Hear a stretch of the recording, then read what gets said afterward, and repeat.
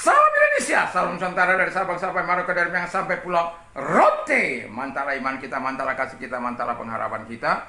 Tentunya dalam Yesus Kristus menjadi Tuhan dan Juru Selamat kita dan Juru Selamat dunia. Jangan katakan bahwa Yesus bukan Tuhan, jangan katakan pula bahwa Yesus bukan Juru Selamat. Dia adalah Tuhan, Dia adalah Juru Selamat. Kalau engkau percaya, engkau akan diselamatkan. Engkau tidak percaya, engkau akan dihukum. Yohanes 3 ayat 36. Karena Yesus sudah berkata, akulah jalan dan kebenaran dan hidup, tiada seorang sampai kepada Allah kalau tidak melalui aku. Dan Petrus mengatakan dalam Kisah Rasul 4 ayat ke-12, dan keselamatan tidak dalam siapapun juga selain dalam Dia Yesus Kristus, karena di bawah kolong langit tidak ada nama lain yang diberikan kepada manusia yang olehnya kita diselamatkan.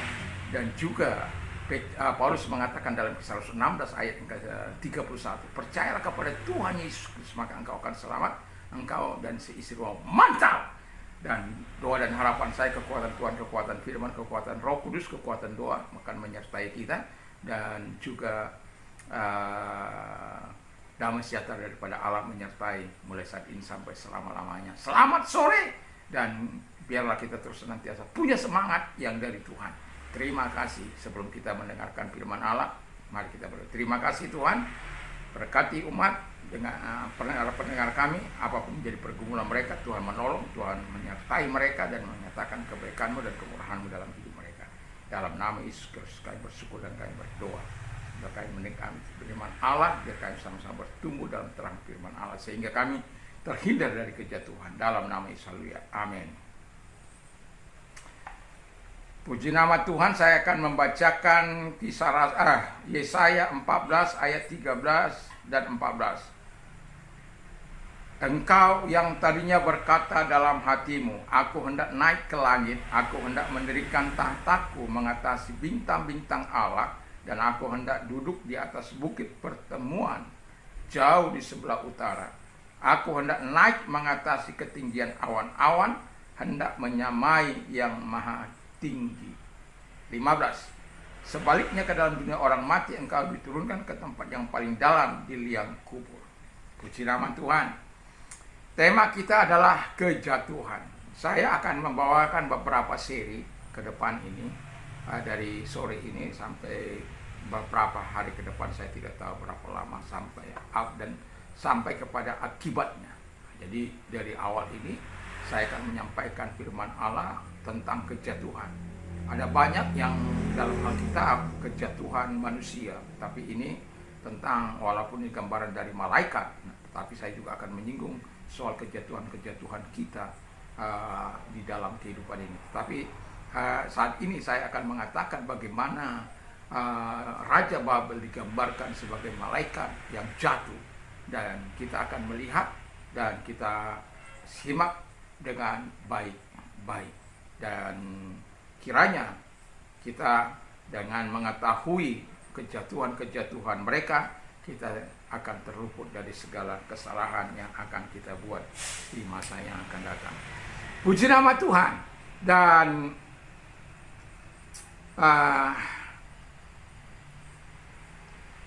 apakah hal-hal yang menyebabkan kejatuhan? Hal-hal yang menyebabkan kejatuhan menurut Yesaya 13 ayat 14, yang pertama adalah kesombongan. Sombong itu mendahului kehancuran. Makanya firman Allah katakan, jangan kita sombong, rendahkan diri.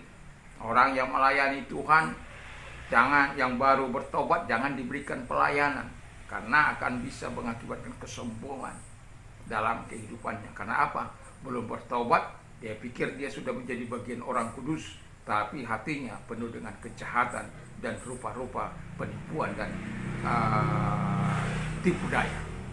Nah, kalau kita lihat gambaran yang diberikan dalam Yesaya ini, kita bisa melihat bagaimana Raja Babel digambarkan sebagai malaikat yang jatuh.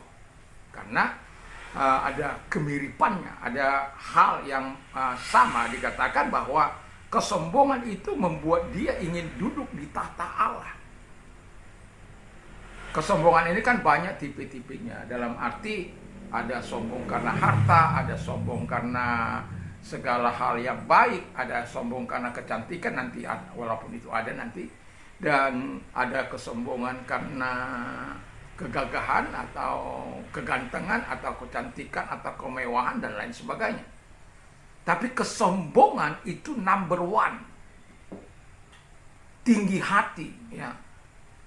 Itu sesuatu yang tidak disukai oleh Tuhan. Itu sebabnya Amsal mengatakan kesombongan akan mendahului kehancuran. Jadi orang sombong dulu baru hancur. Kalau engkau tidak mau jatuh, jangan sombong. Bahkan firman Allah katakan mengajak kita, rendahkanlah dirimu di bawah tangan Tuhan yang kuat, supaya Ia meninggikan engkau pada waktunya. Jadi kita tidak perlu sombong. Karena kalau sombong, berkat Allah akan hilang. Kita akan bertabiat keras, bertabiat tidak mau mengalah, bertabiat penuh dosa. Dan itu menghalangi kita dengan Allah. Dan kita tidak akan mungkin hidup dalam kekudusan, hidup dalam kebenaran, karena kesombongan itu. Malaikat Tuhan itu jatuh, Lucifer jatuh oleh karena kesombongannya, ingin menyamai Allah, ingin duduk. Kok Tuhannya yang disembah, kenapa aku? Bukan aku. Aku kok pemimpin pujiannya, aku kok ininya, aku kok ininya, aku. Kalau egonya naik, ego itu tahu singkatnya dari mana? Expel God out. Kita ini diberikan Tuhan posse peccare et posse non peccare. Artinya bahwa kemampuan berbuat dosa dan kemampuan tidak berbuat dosa. Nah, kalau kita tidak di dalam Tuhan, kemampuan berbuat dosa sangat berkembang pesat. Kemampuan kita untuk menemukan kejahatan-kejahatan akan luar biasa. Karena kita akan masuk dalam inventor of evil. Penemu-penemu cara kejahatan yang tidak terpikirkan orang lain, tapi kita bisa pikirkan. Tapi kalau kita dalam Tuhan, lain lagi. Kita tidak punya kemampuan untuk jatuh dalam dosa. Walaupun saya katakan, kalau tergelincir bisa saja, ya, tergelincir, jatuh sesaat bisa. Tapi Tuhan sudah memberikan kita kemampuan untuk tidak berbuat dosa. Karena apa? Roh Kudusnya berdiam dalam hidup kita. Dan ketika Roh Kudusnya berdiam dalam hidup kita, Dia akan membisikkan sesuatu kepada kita dalam hati kita yang paling dalam untuk tidak melakukan, terkecuali engkau telah keras hati. Karena apa? Engkau kekasihnya. Dia tidak ingin engkau berzina dengan yang lain. Berzina secara rohani di sini lah, ya. Jadi Tuhan itu tidak mau kita sombong, karena sombong akan menyeret kita ke dalam dosa yang lain. Juga yang kedua, ambisi yang berkelebihan. Bayangkan dikatakan, aku hendak duduk di sebelah pertemuan jauh di sebelah utara. Ya harus kan ini ambisi yang berkelebihan. Ambisi itu sebenarnya nggak dosa. Kalau manusia tidak punya ambisi, bahaya. Kalau manusia tidak punya ambisi yang positif, bahaya dalam hidupnya. Karena apa? Nggak ada semangat untuk mencapai segala sesuatu. Tapi kalau dia punya ambisi yang positif, ambisi yang sehat, maka itu akan berguna memacu semangatnya untuk menggapai apa yang dicita-citakan. Nah, ambisi yang berkelebihan ini adalah ambisi yang tidak sehat, di mana dia ingin menjadi Tuhan. Nggak boleh. Kita bermimpi punya jadi diberkati Tuhan, nggak salah kan? Tapi kalau kita bermimpi jadi Tuhan, kok Tuhan aja, aku pun bisa menjadi sumber berkah. Jangan. Ya. Jadi kejatuhan manusia, kejatuhan setan, kejatuhan malaikat Tuhan banyak kali ditiru oleh manusia. Kita tahu itu bagaimana Nebukadnezar itu sombongnya. Memang dia cukup sukses, makmur, sejahtera rakyatnya. Tapi kesombongan memenuhi sampai akhirnya Tuhan hancurkan. Bahkan dibuat hidupnya seperti binatang. Pada akhirnya dia bisa mengakui Tuhan dan dipulihkan oleh Tuhan lagi.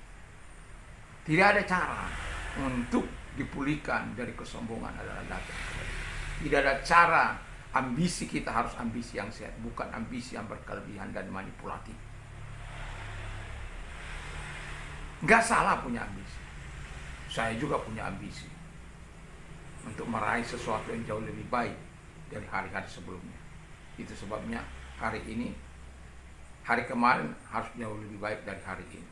Hari ini harus jauh lebih baik dari hari kemarin. Hari ini harus jauh lebih baik dengan hari esok. Dan itu harus termaterai dalam kehidupan kita, sehingga kita terus akan melakukan apa yang berkenan di hadapan Tuhan. Ambisi yang berlebihan akan menyeret engkau kepada dosa dan kejahatan. Kalau Anda baca bagaimana pasal 14 ini, maka kita akan bisa melihat kesombongan demi kesombongan yang mereka miliki. Keinginan yang di luar batas. Tapi Tuhan kita mau melakukan yang terbaik. Ambisi kita, jangan ambisi sampai menyesatkan kita. Sehingga kita takabur, melawan Tuhan, menentang Tuhan, dan mementingkan diri kita sendiri dan lain sebagainya. Dan yang terakhir adalah mementingkan diri sendiri. Itu setan itu, dia fokus kepada, pujian itu harus kepada saya, jangan kepada Tuhan, jangan kepada yang lain. Aku pemimpinnya kok, aku yang harus disembah, dipuji. Kok jadi Tuhan yang disembah, dipuji? Dia lupa bahwa dia ciptaan Tuhan. Yang diciptakan mau jadi pencipta, ya nggak bisa, nggak akan menang. Yang diciptakan harus tetap rendah hati untuk kita menerima segala kebaikan Sang Pencipta. Yang namanya Sang Pencipta, dia mau apa saja bisa kan? Dan itu sebabnya Tuhan mau setiap orang tidak mementingkan dirinya, tapi menjadi penolong, bukan perongrong, bukan perusak, bukan penghancur, tapi penolong. Dengan menolong diri sendiri kita sebenarnya, dengan menolong orang lain kita menolong diri sendiri. Tapi kalau bagi orang yang egois, bagi yang mementingkan diri sendiri, baginya orang lain hancur tidak ada masalah. Yang baik itu kan kalau orang naik, saya naik karena kita menolong. Ada orang naik di atas penderitaan orang lain. Orang itu dihancurkan reputasinya, karakternya dibunuh hanya untuk dia menduduki posisi itu. Dan kadang-kala orang menggunakan guna-guna, magic, black magic dan lain sebagainya, voodoo. Tapi kalau kita bersama dengan Tuhan, kita akan senantiasa mengalami kemenangan. Ada seorang yang menduduki posisi yang baik, yang sebenarnya katanya dia tidak layak di situ, dan orang-orang menjadi iri, dan ada yang menggunakan segala kekuatan itu. Tapi pada akhirnya Tuhan hajar orang yang melakukan itu, dan dia tetap baik, dia tetap menghormati, sekalipun dia istilahnya dia secara gelar dia di atas. Tapi secara pengalaman dia jauh di bawah. Tapi ada orang karena mementingkan dirinya sendiri, nggak tahu mau kau hancur, mau kamu rusak, mau kamu mati, mau kamu nggak berguna, saya tidak peduli. Yang penting hidup saya ini loh harus baik. Ya. Tapi saya mau katakan, orang yang mementingkan dirinya sendiri akan berlawanan dengan Allah. Dan kalau engkau berlawanan dengan Allah, maka ingat, mereka dibuang ke dalam dunia orang mati. Kita akan menjadi sia-sia, percuma perjuangan kita. kalau pada akhirnya kita terpisah daripada Tuhan. Masih sering saya ingatkan bahwa apalah gunanya kita memiliki seluruh dunia kalau jiwa kita binasa. Kesombongan, ambisi yang besar, mementingkan diri sendiri bisa memisahkan kita dengan Tuhan. Jadi jangan lakukan. Kenapa saya membawa ini sangat panjang dan berseri? Karena saya tidak ingin ada orang dari umat Tuhan yang jatuh oleh karena ketidaktahuan. Kiranya Tuhan memberkati kita. Mari tunduk kepada kita berdoa.